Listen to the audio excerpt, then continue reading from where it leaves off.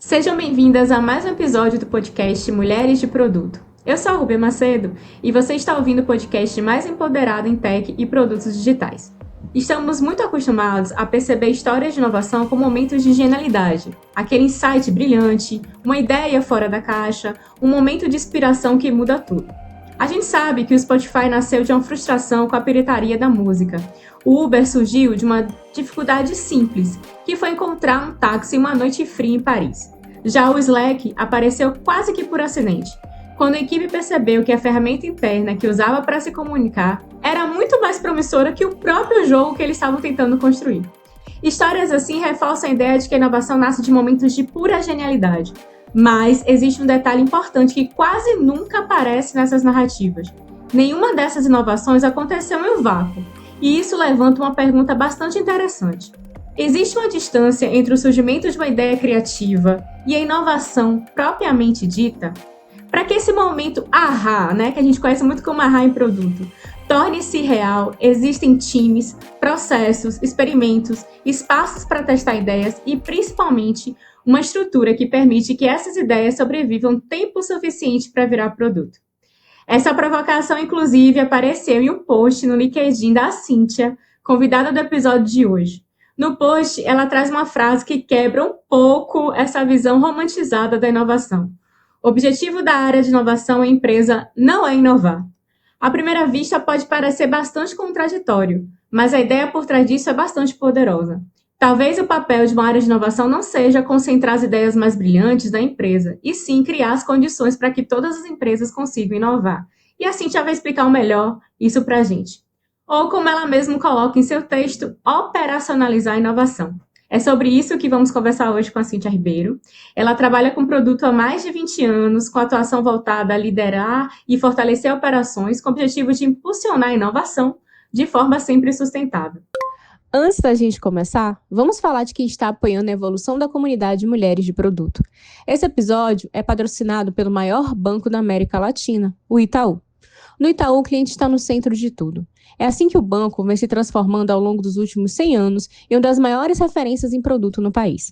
Para sustentar essa evolução, o Itaú criou um jeito próprio de trabalhar com produtos, o jeito Itaú de produtar, que é o Product Operation Model do banco. Nada mais, nada menos como a forma que o banco pensa, constrói e evolui seus produtos. O jeito Itaú de produtar cria um ambiente onde o aprendizado faz parte da entrega.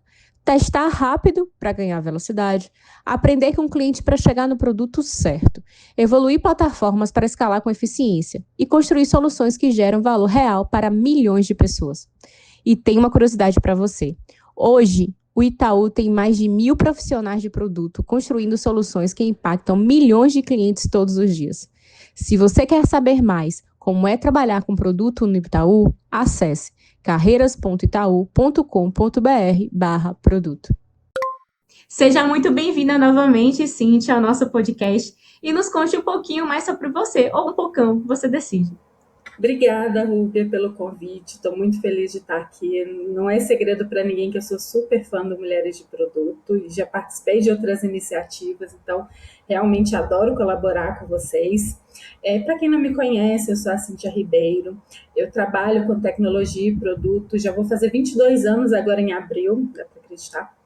E atualmente eu estou como head de produtos em uma empresa que eu ainda não posso falar o nome. Talvez quando o podcast sair eu já possa contar, mas agora ainda não posso. Mas é uma empresa que trabalha com inteligência artificial, uma empresa pequenininha, que eu estou adorando, porque ali eu estou trabalhando com tudo relacionado a produtos. Eu sou a única pessoa de produto ali e é um mega desafio, um desafio super legal. E pela primeira vez estou trabalhando com produtos de inteligência artificial, estou trabalhando com inovação pura, mas antes disso eu já trabalhei em várias funções, já trabalhei focando com a operacionalização da inovação, que é o assunto que a gente vai falar aqui, já trabalhei como head de produtos e como GPM em outros contextos, já fui gerente de projetos também, que é aquilo que muitos PMs não gostam. Já trabalhei com agilidade, já fui programadora, então já fiz bastante coisa nessa área e eu costumo dizer que o que eu gosto de fazer é resolver problemas e que a tecnologia é a forma como eu faço isso bem. Eu sou uma pessoa bem digitalizada desde o início da minha carreira mesmo, sou cientista da computação, técnica em informática, então eu uso a tecnologia para resolver problemas. Nossa, Cintia, currículo incrível. Eu fiquei encantada com a sua trajetória. Mas vamos começar, que a gente tem muita coisa para conversar aqui. Vamos começar, você começa a dizer, vamos começar pelo começo. Vamos desmistificar a inovação. Hoje a palavra inovação aparece praticamente em toda empresa, né? Em quase todo discurso estratégico a gente vê a palavra inovação. E a inovação muitas vezes ela é atrelada à criatividade. Na sua visão, criatividade e inovação são a mesma coisa ou estamos falando de aspectos diferentes dentro de uma organização? São coisas diferentes e não acho que seja muito efetivo confundir as duas coisas. Eu acho que a criatividade é até um conceito um pouco mais abstrato e ela está presente, ainda que de forma mais abstrata, em muitos contextos onde a inovação pode ser que não esteja. A criatividade, eu até fui pesquisar um pouquinho, porque eu não conseguia ter essa definição muito na ponta da língua, mas a criatividade ela está mais relacionada à capacidade de criar coisas novas, mas não necessariamente ela vai ser uma inovação. Eu posso ser criativa para criar posts no LinkedIn, posts no Instagram, mas isso não é inovação. Outras pessoas também estão fazendo isso, pode ser que eu não tenha visto e acho que estou fazendo uma coisa diferente, mas não estou. E até mesmo dentro das empresas, eu posso ser criativa na forma de resolver problemas, mas que não necessariamente isso vai gerar uma inovação no futuro. A criatividade é como acho que é um músculo que a gente tem que exercitar o tempo inteiro, e ela não é algo que é aquela coisa mística, eu acho que é um conceito mais abstrato, mas ele não é essa coisa mística que só os artistas têm. A gente exercita o tempo inteiro, mesmo sem perceber, mas para ser inovação, eu acredito que precisa ser a criatividade aplicada, implementada e que precisa fazer alguma diferença. A criatividade ela pode ser inútil também, e tudo bem se for inútil. Sabe? Eu posso ser criativa, sei lá, brincando com uma criança e que vai ser útil, de certa forma, para o crescimento daquela criança e tal, mas não vai gerar uma inovação. A inovação não. Eu preciso ver aquilo aplicável e gerando algum valor, não dessa forma mística também, que a gente às vezes fala de geração de valor de uma forma que não é muito palpável, mas o valor ele tem que ser palpável, também tem que ser mensurável. Daí a diferença e também a necessidade de ter a inovação com um olhar um pouco mais operacionalizável, palavra gigante, mas com um olhar um pouco mais pragmático, porque precisa ter processos, precisa ter métricas, nada disso vai ser necessariamente incompatível com a inovação, por mais que pessoas que se julgam inovadoras muitas vezes tenham preconceitos com esses conceitos mais tradicionais. Você vai muito de encontro, Cintia. Ano passado a gente gravou um podcast sobre livros originais de Adam Grant e ele desmistifica muito sobre criatividade, né? O que são pessoas potencialmente criativas? E vai muito de encontro com o que você disse. Criatividade é um músculo que precisa ser treinado. Às vezes uma ideia muito criativa surgiu de outras ideias muito ruins que vieram antes, até que ela chegasse àquela criatividade. E eu concordo contigo que a inovação é quando você realmente agrega valor e consegue aplicar. Senão é só mais uma ideia boa, né? Quantas vezes a gente já viu alguém resolver algum problema e você, poxa, eu já tinha pensado nisso, mas eu nunca fiz. Ou seja, você foi criativo, teve uma boa ideia, mas você não botou em prática, você não inovou. Cíntia, hoje a gente tem uma quantidade enorme de ferramentas que prometem acelerar a inovação. Inteligência artificial, no-code, templates de produtos, frameworks, um monte de hacks aí a gente tem a rodo, que a gente vê o pessoal aí compartilhando no LinkedIn. Ao mesmo tempo, muitos aplicativos começaram a parecer muito parecidos entre si.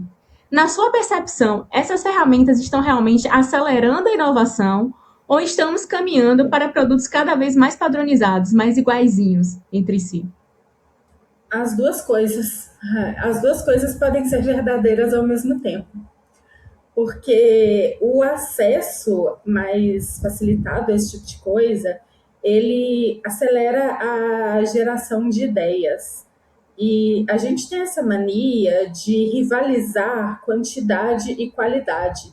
Mas muitas vezes, para a gente chegar na qualidade, a gente precisa da quantidade. Sabe? Pode ser que lá na ideia de número 1 milhão é que vai surgir uma inovação. E para inovar, já diz lá na teoria do produto, da agilidade, na nossa prática também, a gente precisa experimentar rápido. E essas ferramentas que estão surgindo, elas viabilizam isso. Ao mesmo tempo, elas viabilizam muitas ideias ruins também, muitos produtos padronizados, muitos produtos que não resolvem problema nenhum. Isso principalmente com a inteligência artificial. O que mais tem aí é produto que tem IA só para dizer que tem IA. A mesma coisa aconteceu antes com os aplicativos. Acho que tudo que surge de novo na tecnologia acontece isso, né? Eu vou contar um caso aqui. Há pouco tempo, há uns 2, 3 meses, eu precisei comprar um chuveiro. E eu queria um chuveiro diferente. Eu usava aquela ducha padrão Lorenzetti, que sempre me atendeu, mas dessa vez eu resolvi me mimar. Aí fui comprar um chuveiro daqueles um pouquinho mais caros, mas eu não queria os mais caros de todos, porque eu também não estava desempregada, né? E aí eu fui ver, eu lá na loja, eu encontrei um chuveiro que tinha aplicativo para o chuveiro. Eu tirei uma foto, eu mandei para as minhas amigas, que também são de produto, e o meu comentário foi assim: enquanto tiver gente para comprar esse tipo de coisa, é bom para a gente, porque nós vamos ter emprego para desenvolver esse tipo de coisa. Aí eu fui olhar o que o aplicativo faz, assim, a minha curiosidade profissional é essa, sabe? Eu nunca compraria um chuveiro que tem aplicativo, mas eu fui entender por quê. E aí tinha lá várias coisas, assim, controle parental, definição de temperatura por pessoa, vários perfis de banho de pessoa, um monte de coisa que, sei lá, para mim não tem necessidade nenhuma e não tem muita inovação ali também não. Mas ilustra bem essa questão de tem que ter um aplicativo. E agora tem que ter IA em tudo. Daqui a pouco aparece o chuveiro com IA. Tá? Daqui a pouco vai aparecer tudo. Já tem acho que tomada com IA. E assim, para uma ou outra pessoa vai ter uma aplicação. Mas não para grande massa, né? Não para a maioria de nós, não vai ter, e também não para a maioria dos produtos. Então, mais do que a padronização dos produtos, a gente vai ver sim uma grande quantidade de produtos de baixa qualidade, porque se estivesse padronizando em alta qualidade, aí ótimo, né? Imagina, padronizar, assim, a gente ter dezenas de produtos de alta qualidade para escolher, o preço ia cair, excelente, mas a padronização está vindo por baixo, porque todo mundo quer enfiar IA naquilo ali, e todo mundo quer fazer rápido o produto ali com Lovable, com concorrentes, que são ferramentas, tem ferramentas ótimas, mas não para lançar produtos escaláveis de longo prazo. Existe uma aplicação diferente para cada coisa, mas ao mesmo tempo, no meio desse 1 milhão aí, vão surgir ideias boas também. Inclusive, eu espero que o produto que eu estou fazendo agora seja uma dessas ideias boas, por que não? Espero que o produto que você está trabalhando seja uma dessas ideias boas. Então, sim, as duas afirmações, as duas coisas que você colocou na sua pergunta, elas são verdadeiras ao mesmo tempo, e eu acredito que isso seja positivo. E é o ciclo que a tecnologia vive desde o início. Às vezes eu tenho a sensação que eu só tô vendo protótipos bonitos, sabe? Sem muita utilidade. Não resolve uma dor, como você disse, e por outro lado, existem também produtos que estão se aproveitando dessa agilidade de construir com essas ferramentas para que realmente a dor do usuário seja sanada, realmente tenha um problema real ali sendo resolvido. Mas um problema que eu vejo é que muitas empresas, elas simplesmente decidem: eu quero colocar IA no meu produto. Em vez de pensar quais são os maiores problemas que eu tenho ali, qual que é a melhor forma de resolver isso? Será que a inteligência artificial, ou será que todas essas novas formas de resolver problema aí são mais eficientes do que a forma que eu estou resolvendo agora? A gente fala tanto de colocar o usuário no centro, colocar o cliente no centro, mas a gente está tirando ele no centro para colocar inteligência artificial e para ficar bonito, para falar que o meu produto tem IA, para falar que o meu chuveiro tem um aplicativo. E não é isso. O usuário tem que estar no centro. Sabe? A gente tem que deixar de sair correndo para abraçar a próxima palavra brilhante que está aí. É inteligência artificial, é vibe code, é o que quer que seja. Entender que tudo isso são formas de resolver problemas. Por isso que eu sempre falo que o que eu gosto de fazer é resolver problemas. Eu poderia estar resolvendo problemas de diversas outras formas. Sabe? Eu poderia estar lá no CX, sabe? Que resolve problemas muito parecidos com os nossos, com atendimento. Eu sou boa em resolver problemas com tecnologia, mas eu não coloco a tecnologia no centro. Tanto nós que estamos resolvendo problemas com tecnologia, quanto a pessoa lá de CX, a pessoa de suporte, a pessoa de vendas, todos nós temos que estar voltados para o cliente, para o usuário, para as pessoas. Um problema que nós estamos criando para nós mesmos é colocar a máquina no centro em vez de colocar as pessoas no centro como sempre deveria ter sido. Você acha que a gente está meio que atropelando os processos, Cíntia? Assim, já pegando para poder usar simplesmente a ferramenta de IA, sem fazer um discovery, sem olhar direito, sem fazer uma entrevista para o usuário, sem entender definitivamente o problema, só como você disse. Eu quero usar aquela ferramenta que acelera o meu processo para criar um produto aqui, um MVP, e dizer que tem IA e colocar no mercado sem realmente entender o que é que ele soluciona, o que é que tem diferencial ali e por que ele é necessário, né? Naquele contexto. Sim, eu tenho visto muitas empresas fazerem isso. Eu já ouvi pessoas contando e eu já vi de perto também isso acontecendo.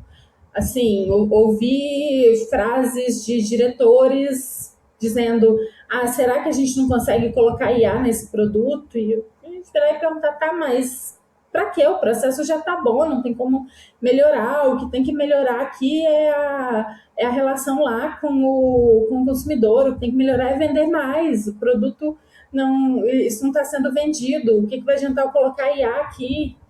Sabe? E eu tô vendo, e são muitas empresas que querem fazer isso. A prova é a quantidade de produtos sendo anunciados como temos inteligência artificial. Sabe? Aí você se pergunta, tá, mas precisa? Você está usando a inteligência artificial naquele produto? Um exemplo aqui que eu, por exemplo, nunca usei é no Gmail. Eu nunca usei, eu uso o Gemini no trabalho, mas se dependesse de mim, no meu pessoal, eu nunca usaria o Gemini para nada. Eu pago o Cloud, mas o Gemini eu não usaria. Eu não preciso dele no meu Gmail, porque a pesquisa do Gmail já é muito boa. Ela já resolve tudo para mim. Eu não posso falar por todos os usuários ou pela maioria dos usuários. Mas, e assim, eu acredito que o Google, sei lá, deve ter feito a pesquisa dele. É o Google, né? Quem sou eu para criticar? Mas eu estou dando esse exemplo para a gente pensar. Você que está me ouvindo aí, quantos outros produtos anunciaram que você pode usar IA dentro dele e não tem nenhum problema para colocar aquilo ali? Ou se tem algum problema, a IA não resolveu esse problema realmente. Eu sei que tem vários. Todo dia a gente vê algum outro caso. Teve exemplo do Duolingo também, que inclusive perdeu valor de mercado recentemente, porque os usuários não gostaram das ferramentas de IA, do que aconteceu lá. Os usuários do plano gratuito acabaram perdendo valor, então a projeção de crescimento do Duolingo foi prejudicada. Eu não lembro assim com muitos detalhes, mas eu li alguns posts sobre isso. Duolingo resolveu colocar IA em tudo, sendo que a experiência estava boa, sabe? Eu mesma usava e não precisava disso. Então, se até o Duolingo errou, será que a gente não está errando também? E você acha, Cíntia, voltando um pouco para a inovação, um produto só é considerado realmente inovador quando a primeira empresa inova? Ou se outras pessoas usarem a mesma solução ou mudarem um pouco, ainda é considerado como inovadora? As outras empresas, elas podem construir em cima daquilo e ainda vai estar sendo uma empresa inovadora. Outra empresa, ela pode estar resolvendo problemas diferentes em cima daquilo. Um exemplo mesmo são os produtos que fazem transcrição de reunião, que são, acho que é o produto de IA que eu mais uso depois do chat de IA, que eles não inventaram a inteligência artificial generativa, eles usam os modelos de inteligência artificial, as LLMs mais conhecidas do mercado. Eu acho que o que eu uso, que é o Tatic, ele usa, se eu não me engano, ele usa o GPT, mas para mim, assim, foi o que mais revolucionou depois do lançamento do próprio GPT. Sabe? Não dá para dizer que isso não foi uma inovação. É um produto novo que construiu uma inovação grande em cima de uma inovação gigantesca. E aí outros vão sendo construídos acima desse. Em cima das transcrições de reuniões veio o Notion, que agora tem a própria transcrição de reuniões dele integrada com o Notion, que está virando um mega ecossistema, que é o meu produto favorito. Eu sou até suspeita para falar que eu sou fã do Notion desde quando era só página e base de dados. Então, a tecnologia e a inovação, por consequência, elas não são feitas de iniciativas isoladas. A gente vai construindo um em cima do outro.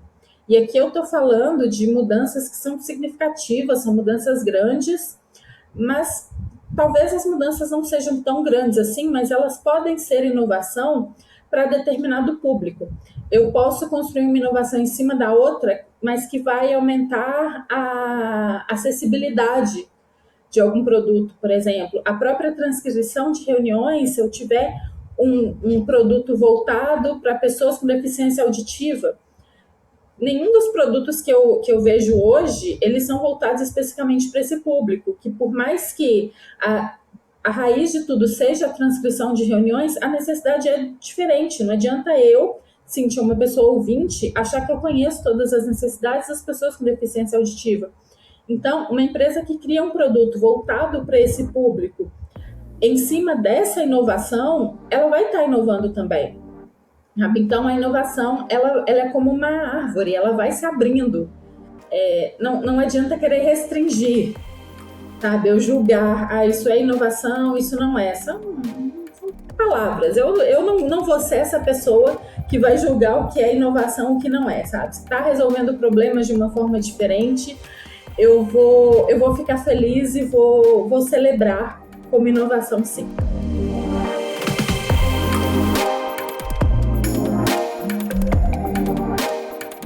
Se você está gostando do podcast, está gostando do nosso conteúdo, para entrar em contato com a gente é só mandar uma DM no Instagram. Mas se você preferir o e-mail, manda um e-mail aí para podcast@mulheresdeproduto.com.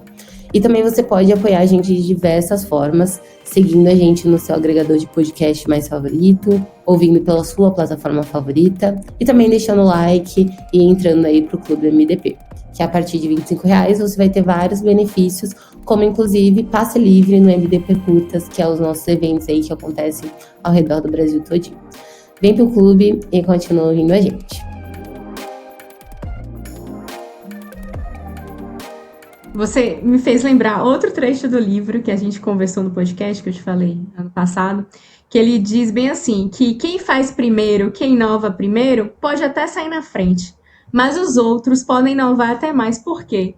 Porque já vão identificar gargalos que aquela iniciativa inovadora não percebeu, ou que a iniciativa inovadora não teve tempo de ter esse feedback do usuário, entender onde ela falha. Então, você vir depois pode até ser interessante. Você já tem uma solução ali pré-pronta, né, que foi inovadora, mas você percebe que tem gaps ali que precisam ser melhorados. Então, você pode ser a inovação da inovação e agregar muito mais valor do que a primeira, que foi a pioneira, por assim dizer.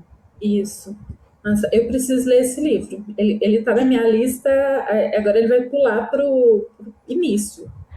Ele é excelente, ele desmistifica várias coisas, assim, a gente começa lendo, percebendo, será que eu sou uma pessoa criativa? E aí ele vai listando, falando pra você, não tanto, às vezes sim, às vezes não.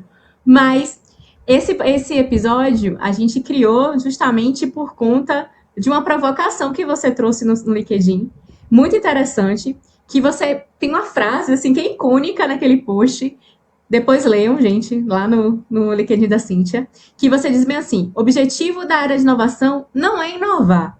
Essa frase quebra uma expectativa que muitas empresas têm. Quando você diz isso, o que exatamente você está tentando provocar na forma como as empresas enxergam a inovação? Sim, provocar, eu não quero provocar nada, porque eu nem gosto dessa palavra provocação, tá? Esse post foi mais um desabafo, ou não, eu não gosto da palavra insight também. Eu sou bem chata com isso. Isso foi mais um pensamento meu mesmo, algo que eu quis mais compartilhar do que provocar, porque a gente tem muito essa divisão em caixinhas, por mais modernos que pensemos que somos, ainda temos essa divisão de caixinhas. E quando se fala, né, área de inovação, ainda tem aquela aura meio mística que eu falei no início. Mas as empresas mais inovadoras, e aí quando você pensa numa Apple, quando pensa no Google, e nessas gigantes da tecnologia, e quando você olha para a história delas, ainda que elas tenham pessoas com título, qualquer coisa de inovação lá dentro, qualquer pessoa lá pode inovar.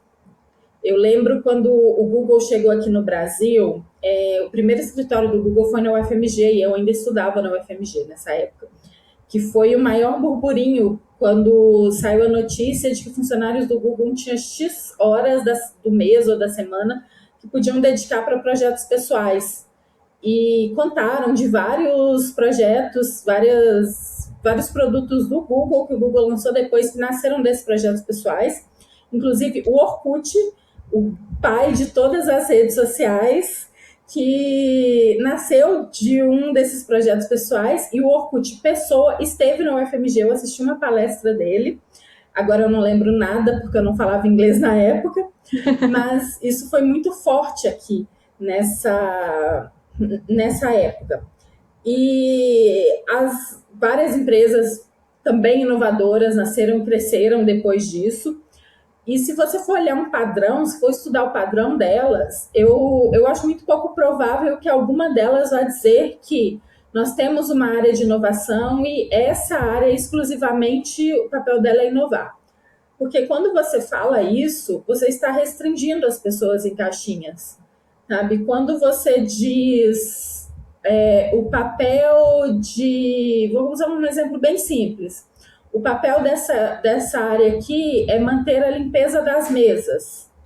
Você já restringe, sabe? Você fica, poxa, mas será que eu posso ir lá na cozinha e pegar? Aqui está meio sujo, eu derramei um farelo aqui. Será que eu posso?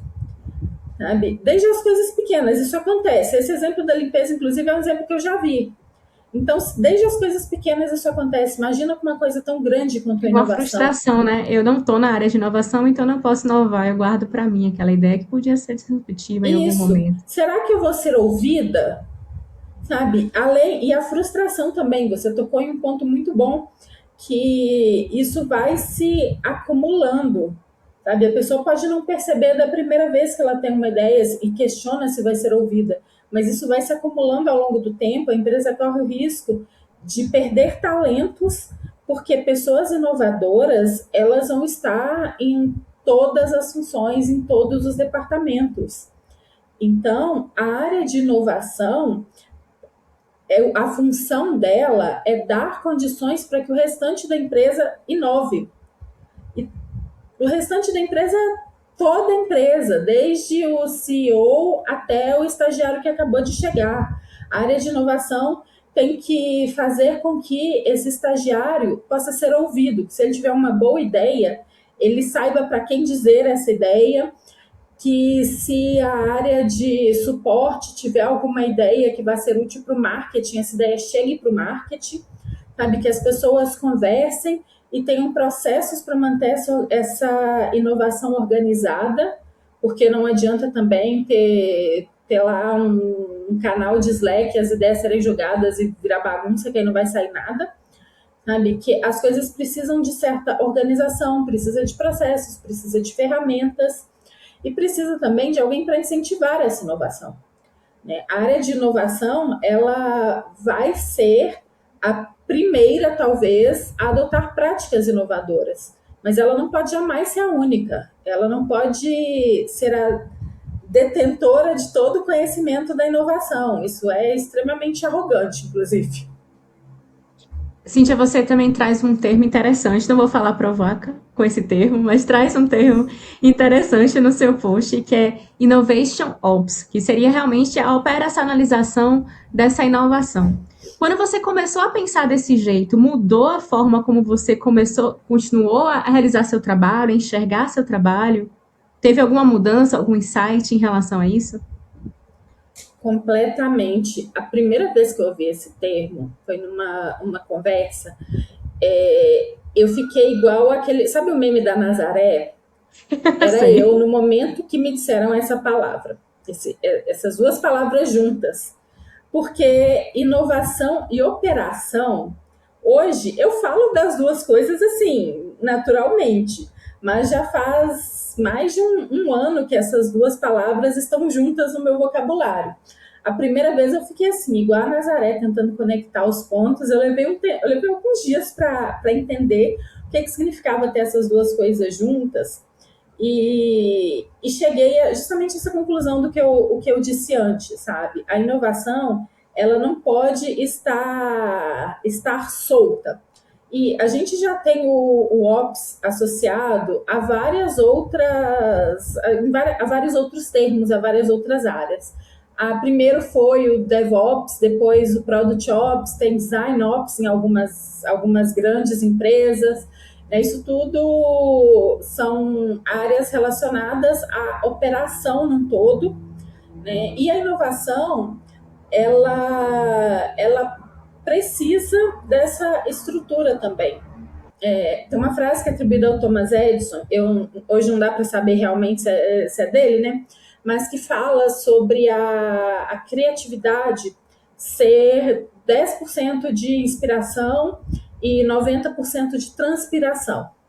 Sim. E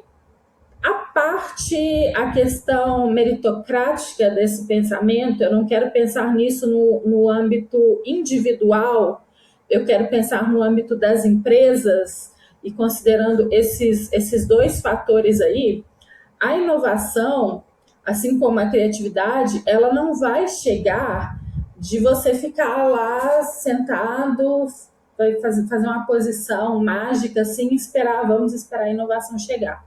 Não, você tem que trabalhar para isso. Isso é o que significa operacionalizar a inovação. Sabe? Como eu falei antes, você precisa ter processos. Quando alguém tiver uma ideia, o que vai acontecer? Como você vai priorizar essas ideias? O que você vai deixar de fazer quando essas ideias chegarem? Porque você vai ter um time lá parado esperando ideias chegarem? A sua empresa tem dinheiro suficiente para pagar um time para ficar esperando ideias chegarem? Se tiver, eu quero trabalhar nessa empresa, porque ela deve estar com muito dinheiro. Eu não conheço nenhuma que está assim. Né? Então, você tem um processo claro para despriorizar, para deixar de fazer, né? Porque, assim, é muito bonito falar que eu vou ser uma empresa inovadora, se surgir a ideia eu vou fazer, mas você está ciente que inovar significa deixar de fazer algo que talvez vá te trazer um dinheiro na semana que vem, sabe? E qual que é o processo que essa ideia vai passar para você ter certeza? Quais são as métricas? Como que você vai medir se essa ideia está boa mesmo? Isso tudo faz parte daquele pedacinho lá, daquele Ops que vem do lado do Innovation Ops. Entendeu? E aí, quando eu fui absorvendo melhor essa ideia e deixei o meu preconceito de lado, tudo fez sentido. Sabe? Isso casa com a inovação que eu queria criar. E justamente com o fato de eu querer, por princípio, sabe? Eu querer criar em todos os lugares que eu passo um ambiente de inovação onde todos podem se sentir livres para inovar. Que quanto mais estrutura eu tivesse, mais fácil seria para que as pessoas pudessem compartilhar suas ideias, saber qual caminho percorrer, que eu também pudesse compartilhar os meus aprendizados. Sabe? Então, hoje, eu falo bastante disso, falo, inclusive, na empresa que eu acabei de entrar, né? Ontem fez 3 semanas que eu entrei agora no começo de março, eu não sei quando o podcast vai ao ar.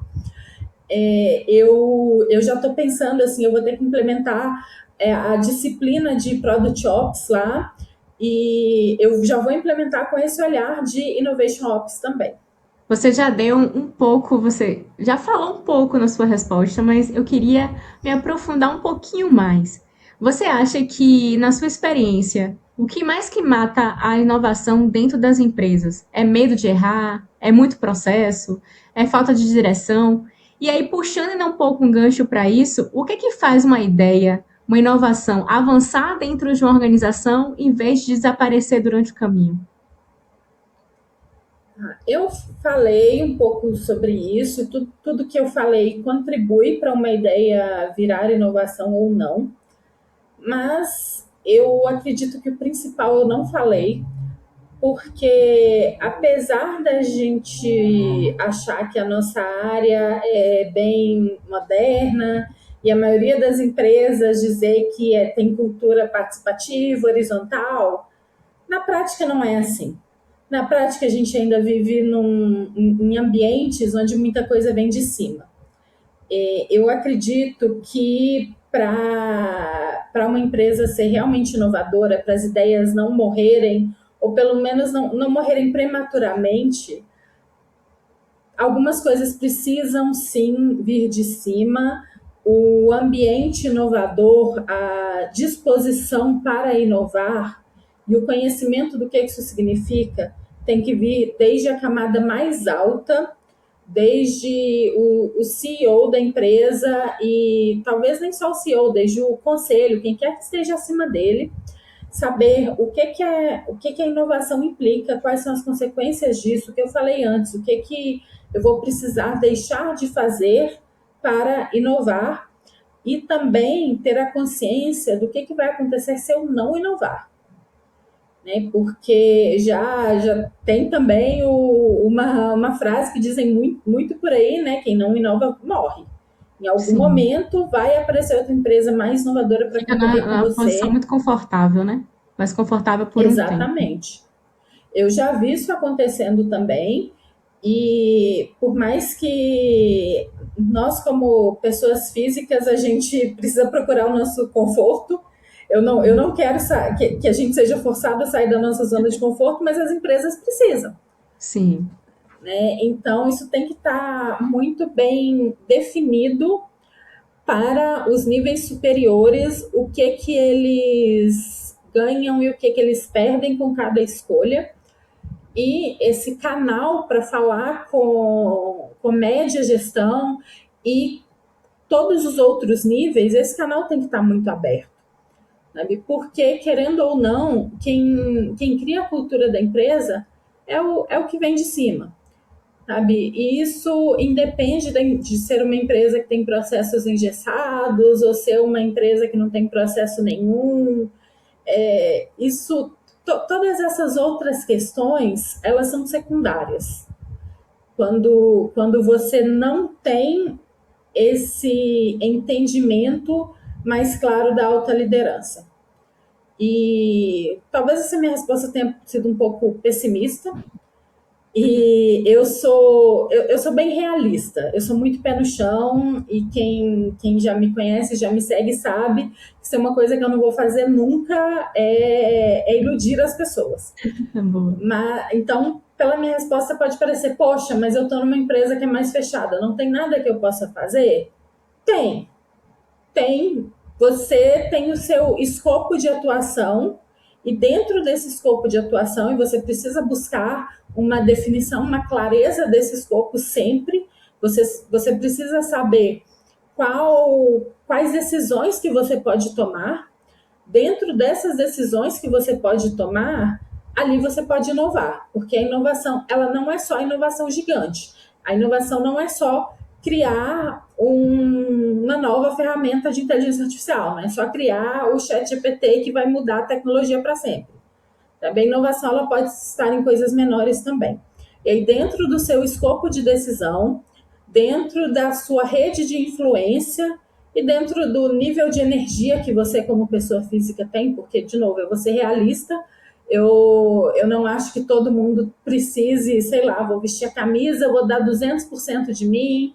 Não, se você não tiver com energia para fazer isso, beleza, sabe? Se quiser fazer só o seu feijão com arroz, ganhar seu salário, pagar suas contas, é uma escolha tão válida quanto qualquer outra. Mas se você quer inovar, quer fazer algo, dentro do seu escopo de decisão, tenha isso muito, muito claro e crie ali os seus próprios processos e tente influenciar as pessoas que estão ali do seu lado.